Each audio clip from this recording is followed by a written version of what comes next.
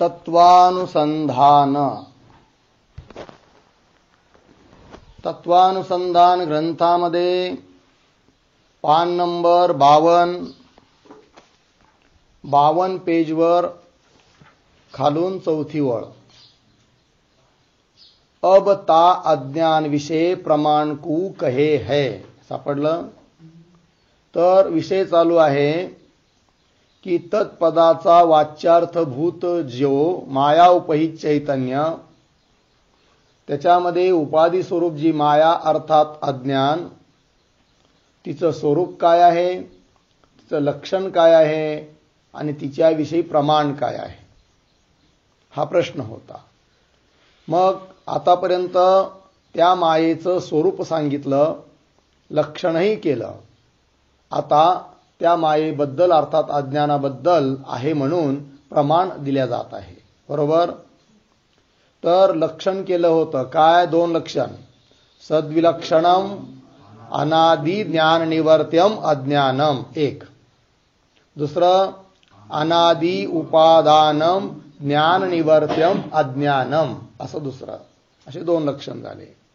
आता त्या अज्ञानाविषयी प्रमाण सांगतात. अब ता अज्ञान विषय प्रमाण को कहे हैं. तहा अहम ब्रह्म न जानामि अर्थात मैं ब्रह्म को नहीं जानता हूं, या प्रकार का अज्ञान विषयक प्रत्यक्ष अनुभव. तिथे शब्द काय बघा, अज्ञान विषयी काही नाही.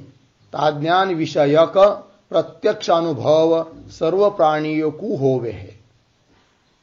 याते ता अज्ञान विषय एक तो यह प्रत्यक्ष ही प्रमाण है. बघा, अज्ञानाच्या अस्तित्वाबद्दल अज्ञानाविषयक प्रमाण दिलं. पहिलं एक प्रमाण कोणतं? प्रत्यक्ष प्रमाण. काय आहे प्रत्यक्ष प्रमाण? तर प्रत्येक जीवाचा अनुभव काय की अहम ब्रह्म न जानामि, मी ब्रह्माला जाणत नाही म्हणजेच काय? अज्ञान. तर मैं ब्रह्म को नहीं जानता हूं, या प्रकार का अज्ञान विषयक, अज्ञानाला विषय करणारा असा प्रत्यक्ष अनुभव, प्रत्यक्ष ज्ञान सर्व प्राणियों को होवे, सर्व प्राण्यांना होतं. याते म्हणून ता अज्ञान विषय, त्या अज्ञानाच्या बाबतीत एक तर यह प्रत्यक्ष प्रमाण आहे. तर एक प्रमाण दिलं कोणतं? प्रत्यक्ष प्रमाण. और दूसरा श्रुति स्मृति भी प्रमाण है त्या अज्ञानाच्या बाबतीत. तर कोणती श्रुती आहे, कोण स्मृती आहे सांगतायत. तर हा श्रुती ते ध्यान योगानुगताः अपश्यन् देवात्मशक्तीं स्वगुणैर्निगूढाम अशी श्रुती आहे. तर या जगताचं कारण काय असेल याविषयी चिंतन करू लागले काही लोक, ध्यान करू लागले. तर असे ध्यानामध्ये, चिंतनामध्ये रत झालेले काही लोक, ऋषीमुनी, ते ध्यान योगानुगताः, त्यांनी पाहिलं, जाणलं. अपश्यन काय बरं? की देवात्मशक्तीं स्वगुणैर्निगूढाम. स्वगुणई म्हणजे देवात्मशक्ती, आत्मरूप देवाची ती शक्ती अर्थात माया, जी की आपल्याही गुणांनी युक्त आहे. आपल्या गुणांनी म्हणजे सत्वगुण, रजगुण, तमोगुण या गुणांनी युक्त अशी ती देवाची शक्ती आहे, अर्थात ती माया आहे असं त्यांनी जाणलं. या जगतासाठी कारणभूत आहे की नाही. याचा अर्थ ही श्रुती, या श्रुतीचं देखील प्रमाण आहे. कशाच्या बाबतीत? अज्ञानाच्या बाबतीत. अर्थ यह काल स्वभावाधिक कारणों विषय नाना प्रकार के दोषों का विचार करके जगत के कारण का निश्चय करने वास्ते ब्रह्म के ध्यान परायण हुए ते ब्रह्मवेत्ता पुरुष देवात्म शक्ति को जगत का कारण रूप करके देखते भये. ठीक आहे. श्रुतीचा अर्थ दिला जाऊ राहिला की या जगताचं कारण काय असेल. तर कोणी म्हणतं कालच या जगताचा कारण आहे, कोणी म्हणतं स्वभावतः जगत होतं, कोणी म्हणतं परमाणू या जगताला कारण आहेत, कोणी म्हणतात नाही त्रिगुणात्मक प्रधान ते कारण आहे, वगैरे वगैरे. आता नेमकं कोण कारण असेल याचा विचार करण्याकरिता काही महात्मे त्या ब्रह्मस्वरूपाचं ध्यान करू लागले. मग बघा, तर काल स्वभावाधिक कारणो विषय नाना प्रकार के दोषो का, परंतु त्यांनी विचार केला, जर समजा या जगताकरिता कारण काल मानलं किंवा स्वभाव मानला किंवा परमाणू मानले तर अनेक प्रकारचे दोष येतात. मग असे दोष येत असेल तर काय तो कार्यकारण भाव उपयोगाचा, आणि म्हणून कोण असेल नेमकं कारण, खरं कारण, असा विचार करायला लागले. काल स्वभावाधिक कारणो विषय नाना प्रकार के दोषों का विचार करून जगत के कारण का निश्चय करणे वास्ते, जगताचं कारण कोण आहे याचा निश्चय करण्याकरिता ब्रह्म के ध्यान परायण हुए. काही लोक ब्रह्माचं ध्यान परायण, ध्यानामध्ये रत झालेत. ते ब्रह्मवेत्ता पुरुष, ब्रह्माला यथार्थ रूपाने जाणणारे ते महात्मे, देवात्मशक्ती को ही जगत का कारण रूप करके देखते भय. देवात्मशक्ती अर्थात आत्मरूप देवाची जी शक्ती अर्थात माया अर्थात अविद्या अज्ञान ही जगताचं कारण आहे असा त्यांनी निश्चय केला. देवात्मशक्ती को ही जगत का कारण रूप करिके, कारण रूपाने देखते भय, जानते झाले. जो अज्ञान रूप शक्ति अपने सत्वादिक गुणों करके निगूढ़ है इति, जी अशी ती अज्ञान रूप शक्ती कशी आहे बरं, तर श्रुतीमध्ये म्हटले ना स्वगुणैर निगूढाम, त्याचं चिंतन सांगतायत, विचार अर्थ सांगतायत की जी अज्ञान रूप शक्ती अपने सत्वादिक गुणों करके, सत्व रज तम या 3 गुणाने निगूढ आहे, युक्त आहे, अशी ती मायारूप शक्ती आहे असं जाणलंय त्यांनी. अपने सत्वादिक गुणों करके निगूढ है इति. इस श्रुति का अर्थ, या श्रुतीचा अर्थ आत्मपुराण के 8 अध्याय विषय विस्तारते कथन कर्या है.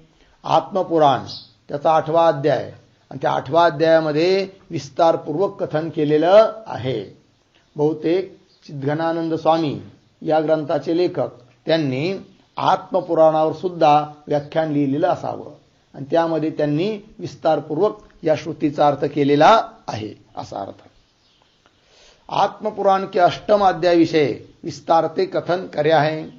तहा स्मृती, आता श्रुतीचं प्रमाण दिलं. आतापर्यंत अज्ञानाच्या अस्तित्वाबद्दल किती प्रमाण झालेत? 2. पहिलं प्रत्यक्ष प्रमाण, दुसरं श्रुती प्रमाण, आता स्मृतीचं प्रमाण देत आहेत. अज्ञानेनावृतम ज्ञानम तेन मुह्यन्ति जंतवः, ज्ञानेन तु तदज्ञानम येषाम नाशितम आत्मनः. ठीक आहे, हे पण एक स्मृती वचन आहे. कुठलं वचन असेल बरं? कदाचित गीतेचं आहे. तर श्रीमद भगवद्गीतेमध्ये 5व्या अध्यायातला हा श्लोक आहे. श्लोक आहे म्हणजे एका श्लोकाचा उत्तरार्ध, एका श्लोकाचा पूर्वार्ध असा आहे. तर अज्ञानेन आवृतम ज्ञानम तेन मुह्यन्ति जंतवः, तिथं जवंतव झालंय ना, तर जंतवः असं करून घ्या. 5वा अध्याय 15व्या श्लोकाचा हा भाग आहे. तर काय म्हटलं याच्यामध्ये की ज्ञानम अज्ञानेन आवृतम, ज्ञान जे आहे ते अज्ञानाने काय आहे? आवृत्त आहे. आणि तेन त्यामुळे, आवृत्त असल्यामुळे म्हणजे ब्रह्मस्वरूप ज्ञान, चैतन्य ब्रह्म तेच ज्ञान आहे. ते आवृत्त आहे अर्थ त्याचं ज्ञान नाही लोकांना, आहे की नाही? ब्रह्मरूपाला मी ब्रह्म आहे अशा रूपाने लोक जाणत नाही आपल्या स्वरूपाला, अर्थात त्या ब्रह्मस्वरूपाचं काय झालं? अज्ञान. आणि त्यामुळे म्हणजे म्हटलं ना ज्ञानम अज्ञानेन आवृत्तम, ब्रह्मस्वरूप ज्ञान अर्थात ब्रह्म अर्थात स्वस्वरूपाचं ज्ञान नाही तात्पर्य, तर ते ज्ञान अज्ञानाच्या द्वारे आवृत्त आहे. आणि तेन त्यामुळे स्वस्वरूपाचं ज्ञान नसल्यामुळे जंतवः मुह्यन्ति, जंतवः प्राणिनः मुह्यन्ति मोहाला प्राप्त होतात, संसाराला प्राप्त होतात. ठीक आहे, देहाधिकाविषयीच मीपणाचा अभिमान धारण करतात. आणि देहाधिकाविषयी मीपणाचा अभिमान धारण करणं हाच काय आहे? मोह आहे. आणि त्या निमित्ताने संसारच त्यांच्या पाठीमागे लागतो. कळला अर्थ? चला, हे एक झालं प्रमाण. आणि ज्ञानेन तू तद अज्ञानम येषाम नाशितम आत्मन. याचा व्यान्वय कसा? येषाम तू तद अज्ञानम, पहिल्या पंक्तीचा अन्वय लिहिला ना, पहिल्या पंक्तीत कसा? ज्ञानम अज्ञानेन आवृतम, ज्ञानम अज्ञानेन आवृतम तेन जंतवः मुह्यन्ति, तेन जंतवः मुह्यन्ति. हे झालं 15व्या श्लोकाचं उत्तरार्ध आहे गीतेतल्या. आणि आता पुढची ज्ञानेन तू इत्यादी पंक्ती आहे ना, पण 5व्या अध्यायात 16व्या श्लोकाचा पूर्वार्ध आणि मागचा श्लोक 5वा अध्याय 15व्या श्लोकाचं उत्तरार्ध. आता पहा पुढच्या पंक्तीचा अन्वय. तो येषाम तू तद अज्ञानम,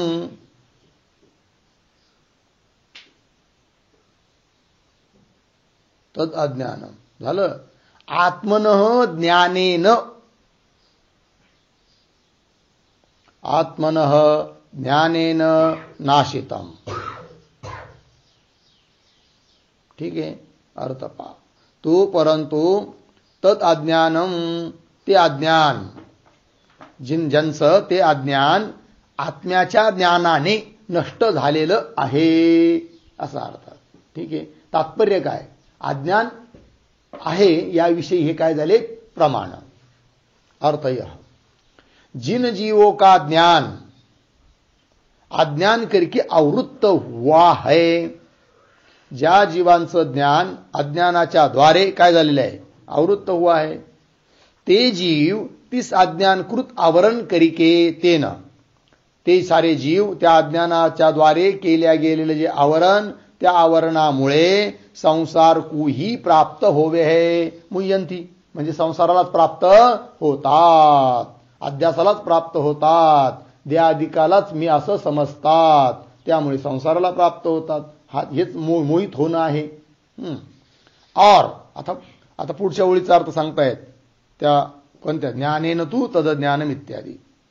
जिन जीवो का, सो अज्ञान, ज्या जीवांचं ते अज्ञान गुरुशास्त्र के प्रसादजन्य ज्ञान करिके, गुरु आणि शास्त्र यांचा प्रसाद, यांची कृपा, त्याच्यापासून उत्पन्न झालेलं जे ज्ञान, त्या ज्ञानाच्या द्वारे ज्ञान करिके निवृत्त हुआ है. 3 पुरुषों का, त्या पुरुषांचा अहम ब्रह्मास्मि यह ज्ञान प्रत्येक अभिन्न ब्रह्म को प्रकाश करे है की नाही? कारण अज्ञान निवृत्त झालं ज्ञान झाल्यामुळे, आणि म्हणून अहम ब्रह्मास्मि असं ज्ञान त्यांना उत्पन्न होतं, आणि त्यामुळे अज्ञानाची निवृत्ती होते. आणि अज्ञानाची निवृत्ती होऊन प्रत्येक स्वरूप जो आत्मा ब्रह्म तेच अभिव्यक्त होतं, म्हणजे त्याच्याविषयीच स्वस्वरूपाचा निश्चय होतो की हेच माझं स्वरूप आहे. अहम ब्रह्मास्मि यह ज्ञान प्रत्येक अभिन्न ब्रह्म को, प्रत्येक अर्थात अंतरात्मा, जीवात्मा साक्षी, त्याच्याशी अभिन्न ब्रह्म, त्या ब्रह्माचं प्रकाशन करे है ना, प्रकाश करे है इति. यह गीता स्मृती भी ता अज्ञान विषय प्रमाण है. अशा रीतीने गीता स्मृती देखील काय झाली? अज्ञानाविषयी प्रमाण झाली. तर किती प्रमाण झाले मग? 3. पहिलं प्रत्यक्ष प्रमाण, दुसरं श्रुती प्रमाण, आणि तिसरं स्मृती प्रमाण. किंवा इस स्मृति विषय अज्ञान को ब्रह्म के स्वरूप का आवरकपणा कथन कर्या है. सो आवरकपणा आणखीन आता युक्ती सांगतायत अज्ञानाच्या अस्तित्वाबद्दल. किंवा इस स्मृती विषय, आता गीतेचं प्रमाण म्हणून जी स्मृती दिली की नाही, तर इस स्मृती विषय म्हणजे या गीता वचनामध्ये अज्ञानाला काय सांगितलं की ब्रह्मस्वरूपाचं आवरक आहे असं सांगितलं.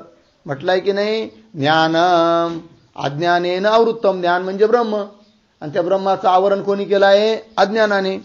बरोबर. आणि पहा आता पुढे, इस स्मृति विषय अज्ञान को ब्रह्म के स्वरूप का आवरकपणा कथन कर्या. बरोबर. स्व आवरकपणा भाव पदार्थ विषय होवे है, अभाव पदार्थ विषय होता नहीं. आणि आवरण करण्याचं काम भाव पदार्थच करू शकतो. झाकायचं काम अभाव पदार्थ करू शकत नाही. बरोबर आहे की नाही? समजा आता व्यवहारात सुद्धा एखादी वस्तू आहे आणि तिला आवरण करायचं आहे, झाकायचं आहे, तर झाकणार तुम्ही कशाने? काहीतरी कपडा असेल, काहीतरी पात्र असेल, म्हणजे भाव पदार्थ असेल, त्यानेच आवरण होऊ शकतं. एखादा म्हटला नाही नाही झाकून ठेवलाय मी दूध, म्हणजे कशाने? कपड्याच्या अभावाने किंवा पात्राच्या अभावाने झाकून ठेवलाय, तर झाकण होईल का? ते होणार नाही. अभाव हा कोणाला आच्छादन करू शकत नाही. आच्छादन तीच वस्तू करते की जी भावरूप आहे. याच्यावरून देखील ठरतं काय? की अज्ञान भावरूप आहे. म्हणजे अज्ञानाच्या भावरूपतेची सिद्धी. अज्ञान हे अभावरूप नाही आहे. बरेच काही दार्शनिक लोक अज्ञानाला काय म्हणतात? अभावरूप मानतात. ज्ञानाचा अभाव म्हणजे अज्ञान असं समजतात. परंतु ज्ञानाचा अभाव अज्ञान म्हणजे अज्ञानाला जर अभावरूप मानलं तर खूप अडचणी येतात. म्हणजे काय? की अभाव हा कुणालाही उपादान कारण नसतो आणि जगतासाठी उपादान कारण तर अज्ञान मानलेलं आहे. जर अभावरूप अज्ञान म्हटलं तर ते जगताचं उपादान कारण होऊ शकणार नाही. म्हणून अज्ञान हे अभावरूप नाहीये वेदांत मतामध्ये, तर कसं आहे मग? भावरूप आहे. सो आवरकपणा भाव पदार्थ विषयी होवे है. अभाव पदार्थ विषय होता नाही. अभाव पदार्थ आवरण करू शकत नाही. याते म्हणून ज्ञान के अभाव को अज्ञान रूप मानणे हरे. असे कोण लोक आहे बरं की जे ज्ञानाच्या अभावालाच म्हणतात काय? अज्ञान. तर असे म्हणणारे आहेत नैयायिकाधिक लोक, म्हणून त्यांचं म्हणणं खंडनीय आहे असा अर्थ. याते ज्ञान के अभाव को अज्ञान रूप मानणे हरे. ज्ञानाचा अभाव म्हणजेच अज्ञान आहे असे मानणारे नैयायिकोने भी, नैयायिकांनी देखील स्मृति वचन के विरोधते ता अज्ञान को भावरूप ही मान्या चाहिए. त्यांनी सुद्धा, नैयायिकांनी सुद्धा अज्ञानाला अभावरूप न मानता भावरूपच मानलं पाहिजे. जर त्यांनी भावरूप नाही मानलं तर काय अडचण येईल? की ह्या स्मृती वचनाला विरोध येईल, आहे की नाही? त्यांना ती अडचण येत नाही. कोणती? की अभाव जर मानला तर ती जगताचं उपादान कारण कसं ठरेल? ही अडचण त्यांना नाही आहे. कोणाला? नैयायिकांना. का बरं नैयायिकांना ही अडचण का येत नाही? नाही, शाबास. तर नैयायिकाच्या मतामध्ये अज्ञान हे जगाचं उपादान कारणच नाही आहे. तर त्यांच्या मतामध्ये जगताचं उपादान कारण कोण आहे? परमाणू आहे, म्हणून त्यांना ती अडचण येत नाही. पण वेदांत मतामध्ये जगताचं उपादान कारण कोण आहे? अज्ञान आहे, माया आहे. म्हणून वेदांत मतात भावरूपच आहे, परंतु ते लोक मात्र अभावरूप मानतात. परंतु त्यांनी अभावरूप मानलं तर या स्मृती वचनाला काय येतो? विरोध येतो. म्हणून त्यांनी सुद्धा अज्ञानाला अभावरूप न मानता काय मानावं? भावरूप मानावं असा अर्थ. याते ज्ञान के अभाव को अज्ञान रूप मानने हरे नैयायिकों ने भी स्मृति वचन के विरोधते ता अज्ञान को भावरूप ही मानना चाहिए. लागलं? याते सो गीता वचन ता अज्ञान की भावरूपता विषयी भी प्रमाण आहे. हे जी गीतेचं वचन आहे की नाही, ही दोन्ही काम करू राहिलं. दोन्ही म्हणजे एक अज्ञानाविषयी प्रमाण म्हणून झालं, आणि दुसरं की अज्ञान हे भावरूप आहे याविषयी देखील प्रमाण झालं. कोण? गीतेचं वचन. याते सो गीता वचनता अज्ञान की भावरूपता विषय भी प्रमाण है. ठीक. और इस उक्त गीता वचन विषय ज्ञान करके अज्ञान का नाश कथन कर्या है ता करके त्रिगुणा. आता आणखीन पहा. आता सांख्य लोकांनी जे प्रधान मानलेलं आहे त्याचं खंडन करायचं या गीतेच्या वचनाच्या आधारानेच. कसं काय? और इस गीता वचन विषय, या गीतेच्या वचनामध्ये काय सांगितलं? की ज्ञान करके म्हणजे ज्ञानाने अज्ञान का नाश कथन करे आहे. म्हटलंय की नाही? ज्ञानेन तू तद अज्ञानम येशाम तू तद अज्ञानम आत्मन ज्ञानेन नाशितम.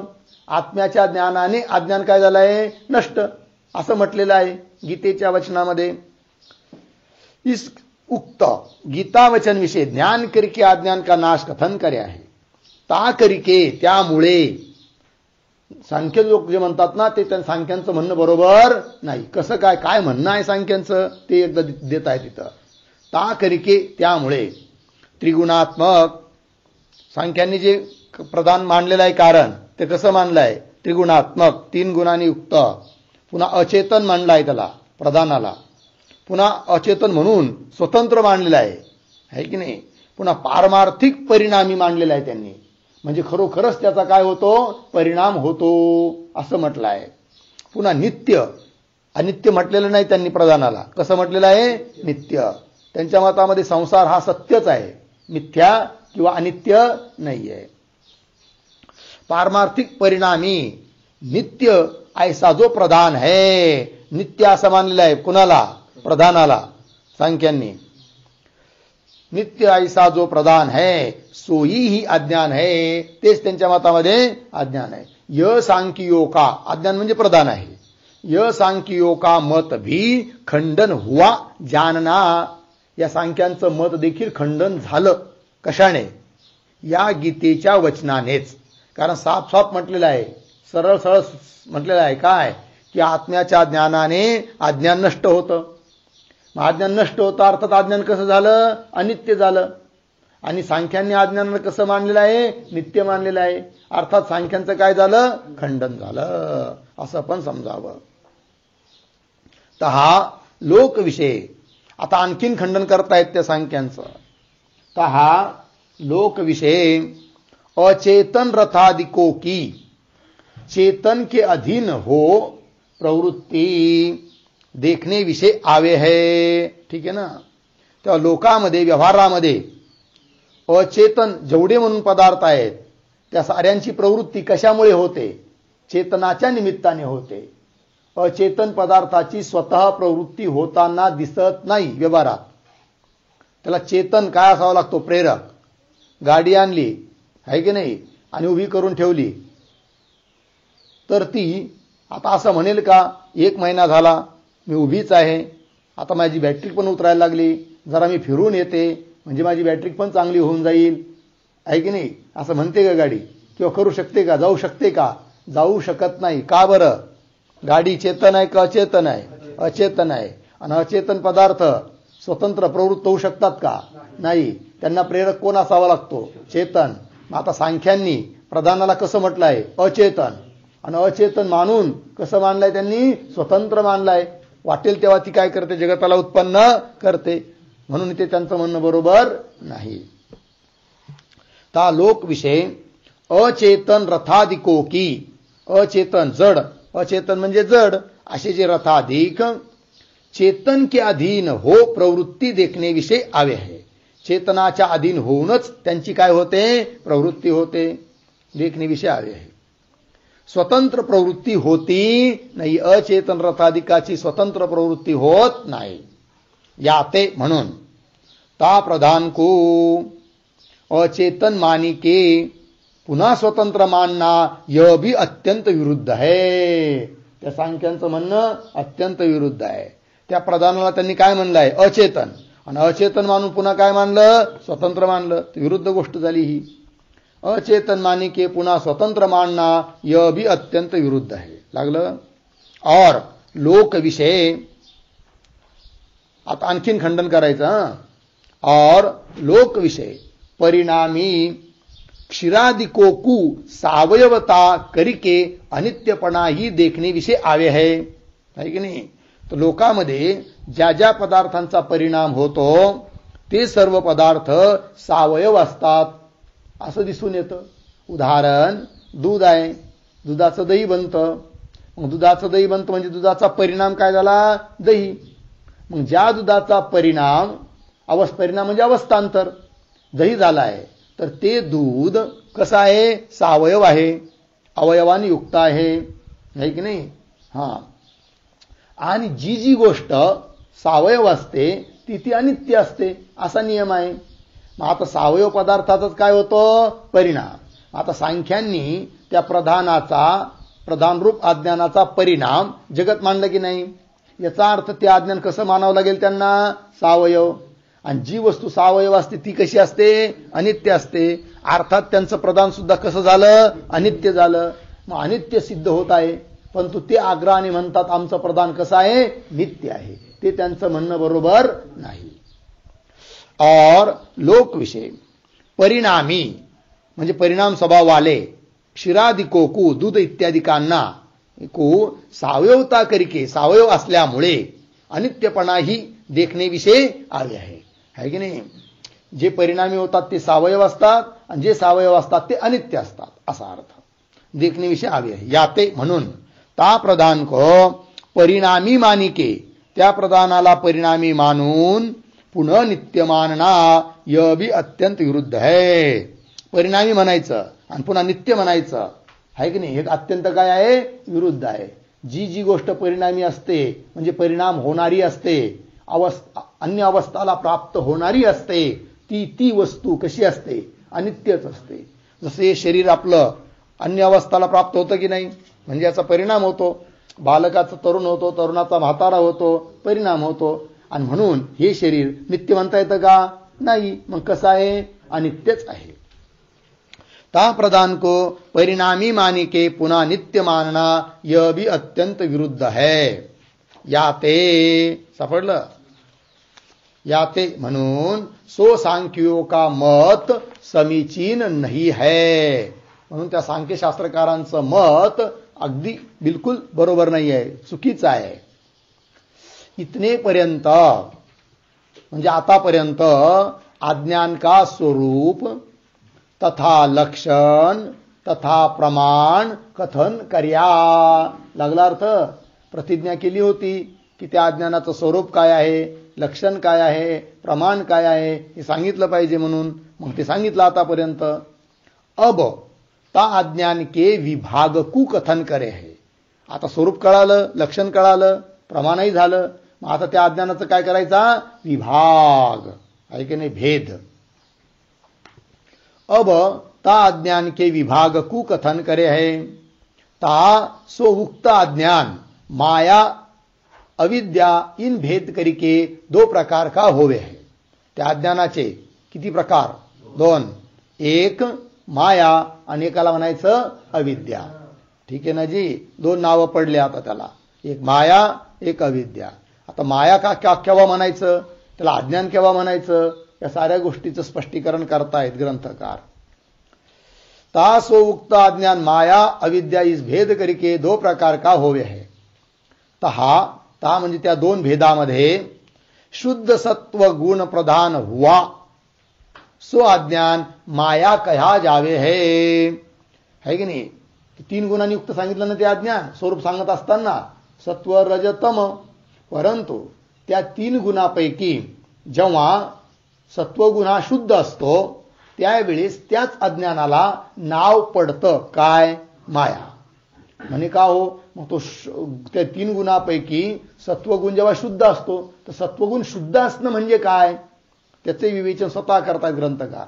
थोडक्यात की रजोगुण आणि तमोगुण यांच्याद्वारे जेव्हा सत्वगुण तिरोभूत होत नाही, दबत नाही, आहे की नाही, असा जो सत्वगुण त्याला म्हणायचं शुद्ध सत्वगुण. थोडक्यात सत्वगुण अधिक वाढलेला आहे आणि रजोगुण तमोगुण अत्यंत न्यून झालेला आहे, असा जो सत्वगुण त्याला म्हणायचं शुद्ध सत्वगुण. आणि अशी शुद्ध सत्वगुण जेव्हा होतो तेव्हा त्याच अज्ञानाला नाव पडतं काय? माया. ता शुद्ध सत्वगुण प्रधान हुआ. प्रधान म्हणजे मुख्य.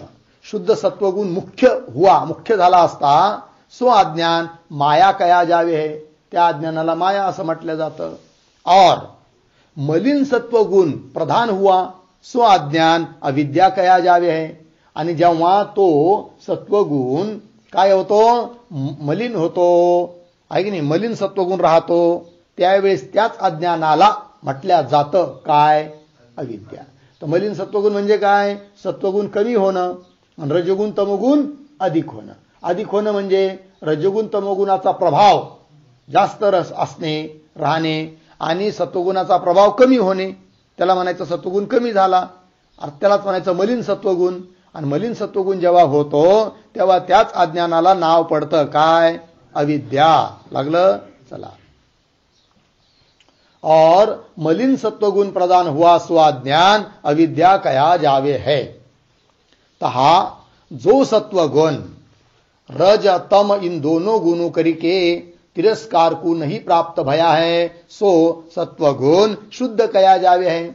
आता शुद्ध सत्वगुण कशाला म्हणतात आणि मलिन सत्वगुण कशाला म्हणतात याचं स्पष्टीकरण करतायत ग्रंथकार। तहा जो सत्वगुण रजतम रजतम म्हणजे रजगुण तमोगुण इन दो गुणों करके या दोन गुणाच्या द्वारे तिरस्कार को नहीं प्राप्त भया म्हणजे त्याचं तिरोधान होत नाही, तिरस्कार होत नाही, तो दबत नाही, त्याचा प्रभाव कमी होत नाही। कुणाचा? सत्वगुणाचा। कोणाकडून? रजोगुण तमोगुणाकडून। अर्थात त्याचाच प्रभाव जास्त आहे सत्वगुणाचा, तोच राजा बनलेला आहे आणि हे दोघं जणू काय त्याचे सेवक बनलेले आहेत। असा जो सत्वगुण त्याला म्हणायचं काय? त्याला काय म्हणायचं? शुद्ध सत्वगुण। आणि असा शुद्ध सत्वगुण जेव्हा असतो तेव्हा माया। ठीक आहे, चला।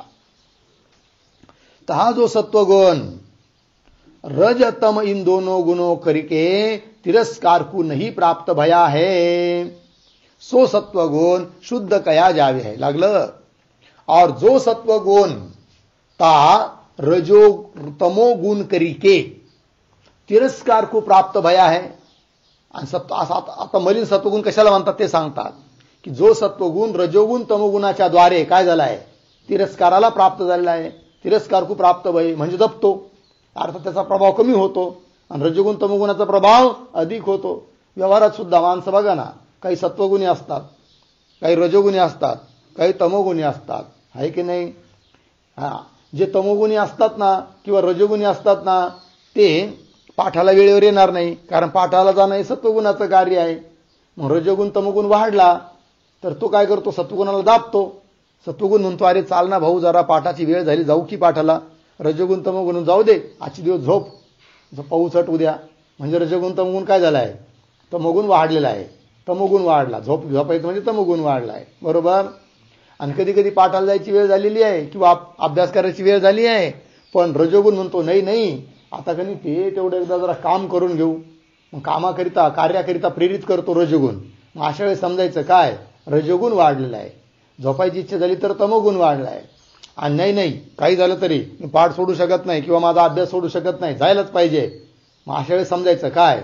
सत्वगुण अधिक झाला, रजोगुण तमोगुण कमी झाला, असा अर्थ आहे। चला। और जो सत्वगुण ता रजोगुण तमोगुण करके तिरस्कार को प्राप्त भया है, सापडलं? सो सत्वगुण मलिन कहा जावे है। इस प्रकार सो एक ही अज्ञान, सो म्हणजे ते एकच अज्ञान सत्वगुण की शुद्धि करके मायारूप होवे है। एकच अज्ञान, पण शुद्ध सत्वगुण शुद्ध झाला की ते काय होतं? मग माया, मायारूप होवे है। और सत्वगुण की मलिनता करके सत्वगुण मलिन झाला की अविद्यारूप होवे है, अविद्यारूप होतं। कळलं अर्थ जी? आता हा श्रुतीचं प्रमाण देत आहेत कशाकरिता? की ते अज्ञानच माया आणि अविद्या बनतं हे सांगण्याकरिता श्रुतीचं प्रमाण।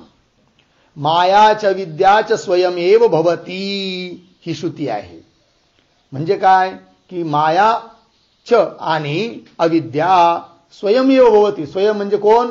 अज्ञान, ते स्वतःच बनतं माया आणि स्वतःच बनतं अविद्या, याकरिता प्रमाण दिलं आहे की नाही? शुद्ध सत्वगुण असेल तर माया, मलिन सत्वगुण असेल तर अविद्या। अर्थ यह सो मूल प्रकृती रूप अज्ञान, मूल प्रकृती स्वरूप, प्रकृती म्हणजे उपादान कारण, ते जगतासाठी मूल प्रकृती मूल उपादान कारण जे अज्ञान आहे, आपही म्हणजे स्वतः मायारूप तथा अविद्यारूप होवे है। ते स्वतःच मायारूप होतं आणि अविद्यारूप होवे है इति। और माया अविद्या इन दोनों उपाधियों करके सो एक ही चैतन्य जीव ईश्वर इस भेद करके दो प्रकार का होवे है। लागलं? आता दोन उपाध्या झाल्या, मग माया आणि अविद्या। तर माया उपाधी लागली तर त्या चैतन्याला, चैतन्य एकच आहे, चैतन्यात भेद नाही, पण माया उपाधी लागली की त्या चैतन्याला नाव येतं काय? ईश्वर। आणि अविद्या उपाधी लागली की त्या चैतन्याला नाव येतं काय? जीव। और माया अविद्या इन दोनों उपाधियों करिके म्हणजे दोन उपाधियाच्या द्वारे सो एकही चैतन्य, एकच ब्रह्मरूप चैतन्य, पण जीव ईश्वर इस भेद करिके, या भेदाने दो प्रकार का हो है, दोन प्रकार तो होतं. उपाधिकृत भेद आहे, वास्तव भेद नाही आहे. दो प्रकार का हो है. ता माया विषय प्रतिबिंबित चैतन्य तो ईश्वर कया जावे आहे. आता ईश्वराचं काय स्वरूप, कसा आहे ईश्वर, तर त्या मायेमध्ये चैतन्याचं, ब्रह्मचैतन्याचं प्रतिबिंब पडलं तर काय झाला मग तो ईश्वर. त्या प्रतिबिंबालाच म्हणायचं ईश्वर. पण कोणत्या प्रतिबिंबाला?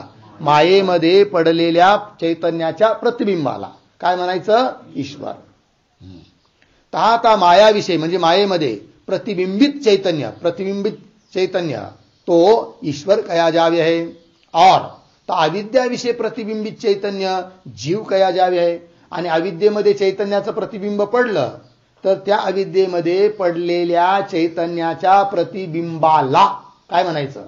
जीव. जीव कया जावे आहे. हा श्रुती म्हणे का हो अशा प्रतिबिंबाला जीव म्हणायचं कशावरून? प्रमाण काय? तर श्रुतीचं प्रमाण देत आहेत. बघा प्रत्येक ठिकाणी प्रमाणानेच बोलतात ग्रंथकार, आहे की नाही. आणि इतकं सविस्तर सुंदर निरूपण तुम्हाला एवढं कुठे भेटणार नाही. शुद्ध सत्वगुण म्हणजे काय, मलिन सत्वगुण म्हणजे काय, वगैरे वगैरे, अज्ञानाविषयी, मायेविषयी, मायेचं स्वरूप काय, लक्षण काय, प्रमाण काय, किती एक एक बात व्यवस्थित सांगितली जाऊ राहिली. ठीक, चला. ता श्रुती जीवेशावाभासेन करोती, ही श्रुती आहे. जीवेशौ आभासेन करोती, बरोबर. आभासेन म्हणजे आभास आपल्यामध्ये व्यक्त करून ती जीव भाव ईश्वर भाव करोती म्हणजे दाखवते. कोण? माया. करोतीचा करता कोण? माया. जीवेशौ जीव आणि ईश्वर यांना आभासेन आभासाच्या द्वारे करोती दाखवते. अर्थयः सो अज्ञान, ते अज्ञान स्वनिष्ठ आभास करिके, स्वनिष्ठ स्व अज्ञान आहे की नाही.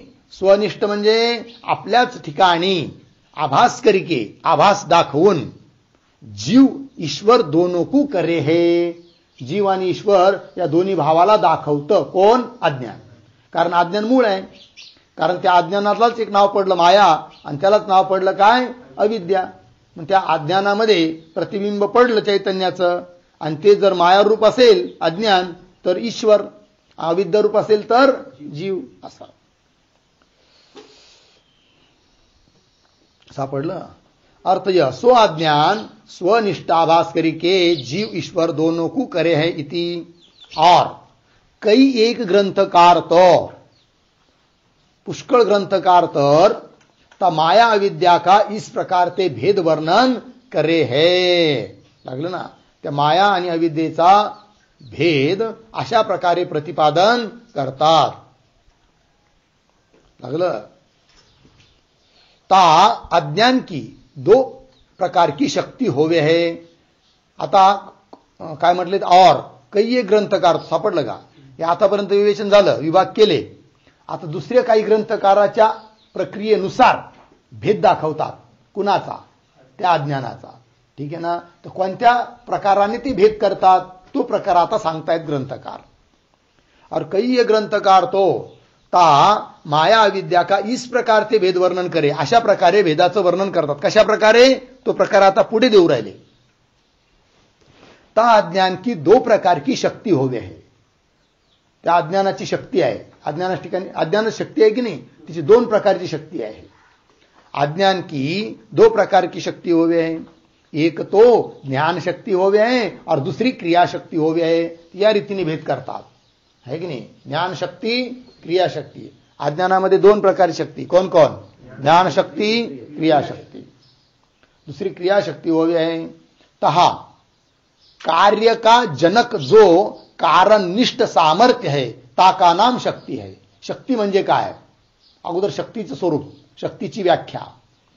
कार्याचा जनक म्हणजे कार्याला उत्पन्न करण्याचं जे कारणाच्या ठिकाणी, कारणनिष्ठ म्हणजे कारणाच्या ठिकाणी सामर्थ्य, त्या सामर्थ्यालाच काय म्हणतात? शक्ती. जसं तंतू कारण आहे, तर तंतुरूप कारणाच्या ठिकाणी पटरूप कार्याला उत्पन्न करण्याचं काय आहे? सामर्थ्य. अर्थात तंतूच्या ठिकाणी पट उत्पन्न करण्याची काय आहे? शक्ती आहे. बरोबर आहे की नाही? असा मातीच्या ठिकाणी घट उत्पन्न करण्याचं काय आहे? सामर्थ्य आहे. अर्थात मातीमध्ये घट उत्पन्न करण्याची शक्ती आहे असा अर्थ. ता कार्य का जनक जो कारणनिष्ठ सामर्थ्य है ताका नाम शक्ति है. ताके विषय भी ज्ञान की जनक जो शक्ती है सो ज्ञान शक्ती कही जावे है. आता दोन शक्ती सांगितली ना, ज्ञान शक्ती, क्रियाशक्ती. आता शक्ती अगोदर शक्ती म्हणजे काय हे सांगितलं. मग आता त्याच्यात दोन शक्ती, ज्ञानशक्ती, क्रियाशक्ती. आता ज्ञानशक्ती कशाला म्हणणार आणि क्रियाशक्ती कशाला म्हणणार त्याचं स्पष्टीकरण. ताके विषय बी म्हणजे त्यामध्ये देखील ज्ञान की जनक जो शक्ती है सो ज्ञान शक्ती कही जावी है. ज्ञानाला उत्पन्न करणारी जी शक्ती तिला काय म्हणायचं? ज्ञान शक्ती. और क्रिया को जनक जो शक्ती है सो क्रिया शक्ती कही जावी है. क्रियेला उत्पन्न करणारी जी शक्ती तिला म्हणायचं काय? क्रियाशक्ती. ठीक है. तहा रज तम इन दोनों गुणों करके नहीं अभिभव को प्राप्त भया जो सत्वगुण है सो सत्वगुण ज्ञान शक्ती कहा जावे है. आता कोणत्या ज्ञान शक्तीत नेमकं कोणाला म्हणायचं याचं स्पष्टीकरण काय? तहा सापडलं का? रजतम म्हणजे रजोगुण, तमोगुण. इन दोनों गुणों करके या दोन गुणांच्या द्वारे नहीं अभिभव को प्राप्त भया. अभिभव म्हणजे तिरोधान, अभिभाव, तिरोभावाला प्राप्त झाला नाही असा जो कोण? सत्वगुण. तात्पर्य सत्वगुण अधिक, रजगुण तमोगुण कमी. तरच रजगुण तमोगुणाकडून तिरोभूत होणार नाही कोण? सत्वगुण. कळलं? अर्थात शुद्ध सत्वगुण ज्याला मागे म्हटलं आहे असा जो सत्वगुण की जो रजगुण तमोगुणाच्या द्वारे दाबल्या जात नाही, तिरोभूत होत नाही असा सत्वगुण त्याला म्हणायचं ज्ञानशक्ती. त्याला काय म्हणायचं? ज्ञानशक्ती. कारण सत्वगुणापासूनच काय होत असतं? ज्ञान. तर रजतम इन दोनों गुणों करके नहीं अभिभव को प्राप्त भया जो सत्वगुण है सो सत्वगुण ज्ञान शक्ती कहा जावे है. त्यालाच काय म्हणायचं? ज्ञान शक्ती. है की नाही? तहा सत्वात संजायते ज्ञानम. सत्वात म्हणजे सत्वगुणापासूनच काय होत असतं? ज्ञान उत्पन्न होतं. सत्वात संजायते ज्ञानम. इस वचन करिके या वचनावरून गीता विषय श्री भगवान ने सत्वगुणों ते ज्ञान की उत्पत्ती कथन करी है. इस वचन करिके म्हणजे या वचनाच्या द्वारे गीतेमध्ये भगवान श्रीकृष्णांनी सत्वगुण ते सत्वगुणापासून ज्ञानाची उत्पत्ती कथन केलेली आहे. ज्ञानाची उत्पत्ती होते असं सांगितलेलं आहे. याते म्हणून ता सत्वगुण को ज्ञान शक्ति रूप ता विषय सो गीता का वचन ही प्रमाण है की नाही?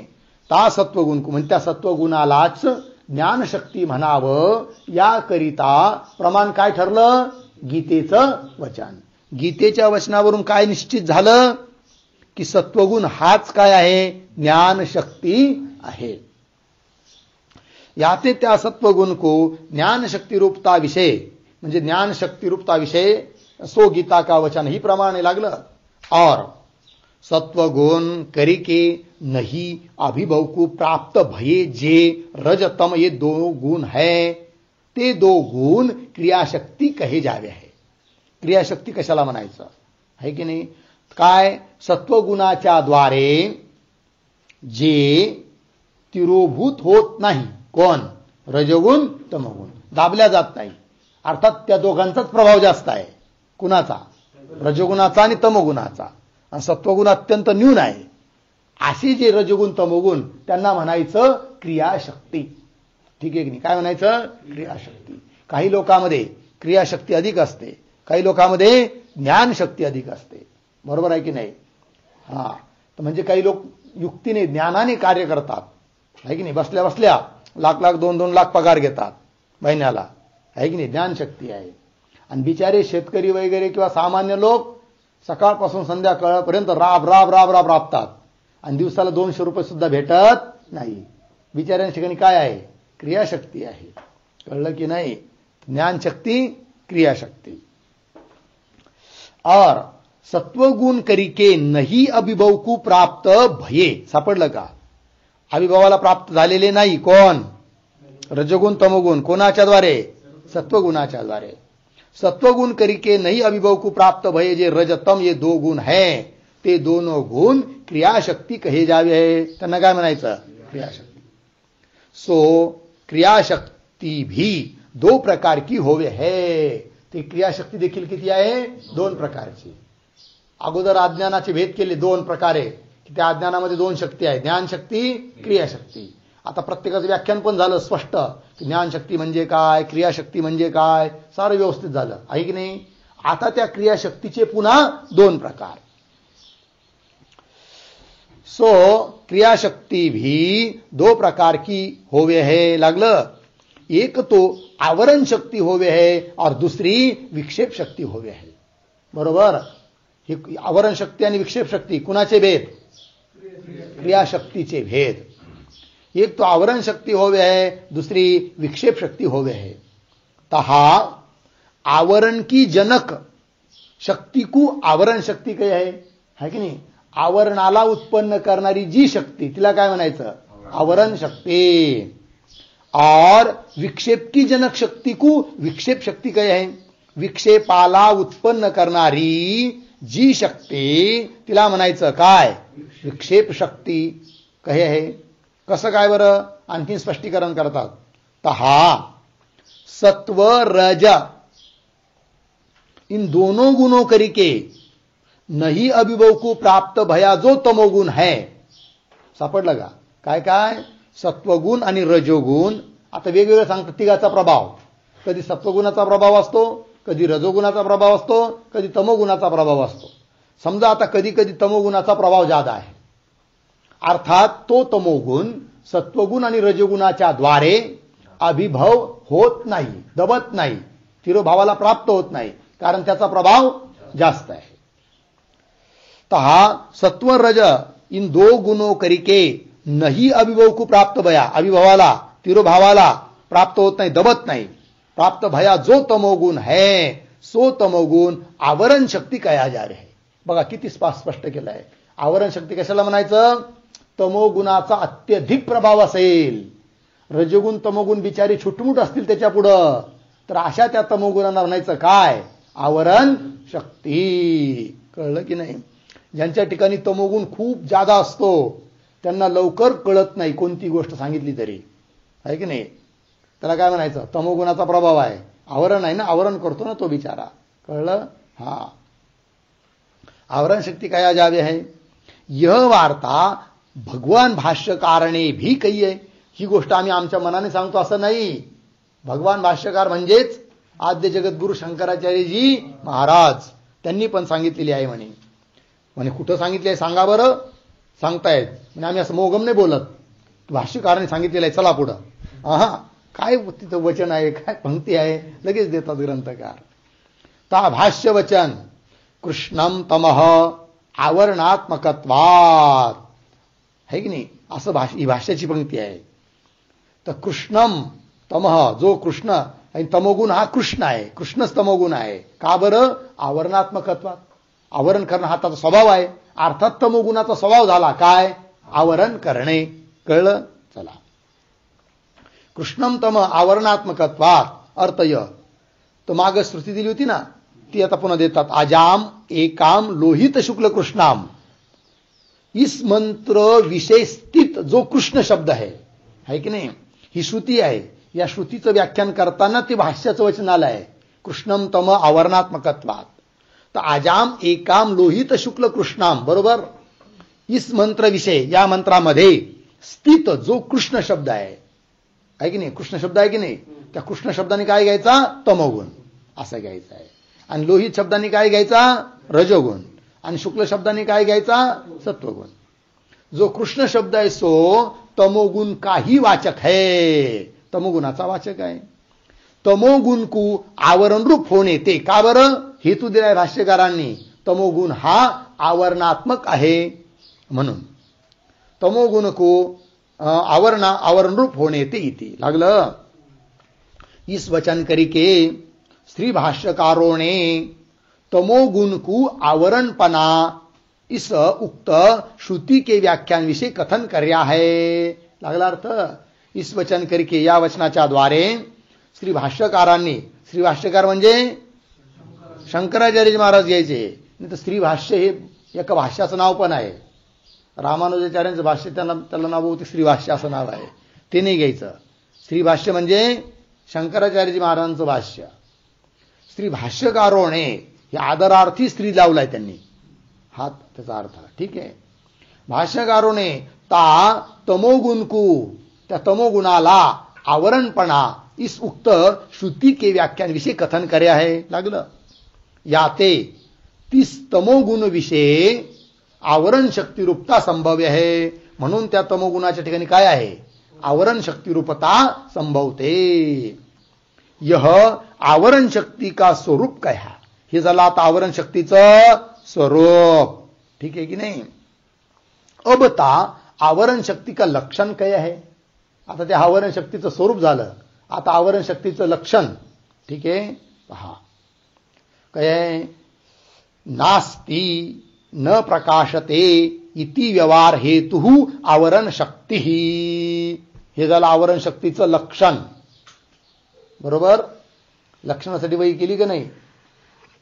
काय वैनाथांना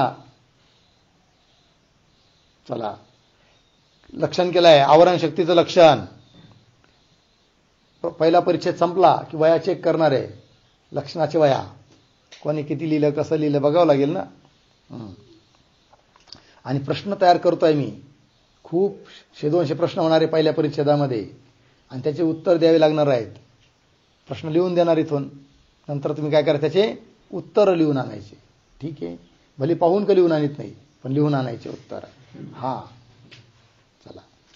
नास्ति न प्रकाशते इति व्यवहार हेतू, आहे की नाही. बघा, मनुष्याला एखाद्याला विचारलं का रे बाबा ब्रह्म तुला माहिती आहे का. ब्रह्म काही नाही. अरे ब्रह्म हाही एक है, ब्रह्म काही नाही आहे. नाही आहे, नास्ति नाही आहे. आणि नाही आहे भासत नाही, आहे नाही पण भासत पण नाही, असा जो व्यवहार म्हणजे शब्दप्रयोग, असा जो शब्दप्रयोग घडतो त्याला कारण जे, त्याला म्हणायचं काय. आवरण शक्ती.